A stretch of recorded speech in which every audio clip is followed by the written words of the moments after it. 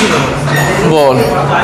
তুমি যখন এখন ওয়ার্কআউট করছো, তোমার হাতে যে ভেন্স আসছে, আমি ওর করে আমার হাতেও আসে, কিন্তু যখন বাড়ি চলে যাই তখন আর থাকে না কেন? বাহ, ভালো অবজার্ভ করেছিস তো।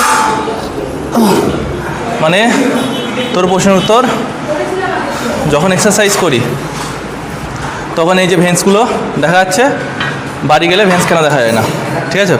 তো তোদের আগে বুঝতে হবে একটু বায়োলজিক্যাল ফর্ম আছে। আগে হার্ট বুঝতে হবে। এবার হার্টের দু রকমের রক্ত পাস হয়, বুঝতে পেরেছিস তো? একটা হলো অক্সিজেনযুক্ত আর একটা হলো কার্বন ডাইঅক্সাইড যুক্ত। তো এই যে ভেন্সগুলো দেখছিস, এগুলো কার্বন ডাইঅক্সাইড যুক্ত। তুই যখন এক্সারসাইজ করিস তোর বডিতে ব্লাড ফ্লো বার হয়ে যায়, তার কারণে ভেন্স দেখা যায়।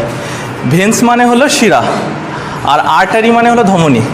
এবার তুই দেখে এই ভেন্স আছে না এখানে, নিয়ে এই ধরো ভেন্স আছে, তোর হাতেও ভেন্স থাকবে, তো ভেন্সে হাত দিবি, দেখবি ভেন্স মুভমেন্ট হয়, ভেন্স মুভ করা যাচ্ছে, দেখেছিস তো?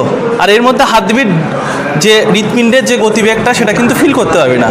কিন্তু তুই যখন এখানে হাত দিবি, এখানে হাত দিবি, কিংবা এখানে হাত দিবি, তখন কিন্তু হৃৎপিণ্ডের গতিবেগটা ফিল করতে পারবি। ওইটা হলো আর্টারি বা ধমনী। ধমনীর মধ্যে কি হয়, ধমনীর মধ্যে হৃদস্পন্দন থাকে, বুঝতে পারছিস তো? ওটা হলো শুদ্ধ রক্ত যার মধ্যে অক্সিজেন থাকে। আর ধমনী কেন দেখা যায় না? ধমনী মাসেলের মধ্যে থাকে, বুঝতে পারছিস তো? আর ধমনী মোটা হয়, শক্ত হয়, সেজন্য ধমনী দেখা যায় না। ধমনী কেটে গেলে দেখবি ফিঙ্কি দিয়ে রক্ত বার হয়, কিন্তু শিরা কেটে গেলে গল গল করে রক্ত বার হয়। আসল কথাটা হলো, যখন আমি এক্সারসাইজ করি তখন আমার শিরা দেখা যায়, কারণ আমার এখানে একটা প্রসেস আছে। আমি যখন ওয়ার্কআউট করি তখন বডিতে নাইট্রিক অক্সাইড উৎপন্ন হয়, বুঝতে পারছিস তো? সেই নাইট্রিক অক্সাইড উৎপন্ন হলে বডিতে ব্লাড ফ্লো বাড়ে। এটাকে এই প্রসেসটার কারণে আমার বডিতে যখন আমি এক্সারসাইজ করছি, যেমন অক্সিজেন বডিতে যাচ্ছে, তেমন কার্বন ডাইঅক্সাইডের খারাপ পদার্থ আমার ওই শিরার মাধ্যমে আমার হার্টে চলে আসছে। তো সেই জন্য শিরাগুলো ফুলে যায়। তুই যখন এক্সারসাইজ করিস বা নর্মাল কোনো কাজ করিস, আর তুই কন্টিনিউয়াসলি যদি এক্সারসাইজ করতে থাকিস 1-2 বছর 5 বছর, তাহলে শিরাগুলো ফুলতে ফুলতে ফুলতে এমন একটা জায়গায় চলে যাবে, ওটা তখন ভিজিবল হয়ে যাবে। তাই যারা হার্ড ওয়ার্ক করে বা বেশি এক্সারসাইজ করে, তাদের শিরা সবসময় ভিজিবল থাকে।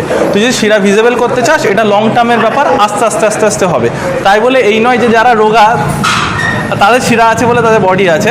অবশ্যই হেলদিভাবে যদি থাকে, তাহলে তাদের শিরা যাদের আছে, তাদের যদি হেলদি থাকে, স্ট্রং থাকে, তাহলে তাদের শিরা থাকা প্রযোজ্য এবং ভালো লাগে সেটা। বুঝতে পারছিস? তোর কথা তাহলে বোঝাতে পারলাম।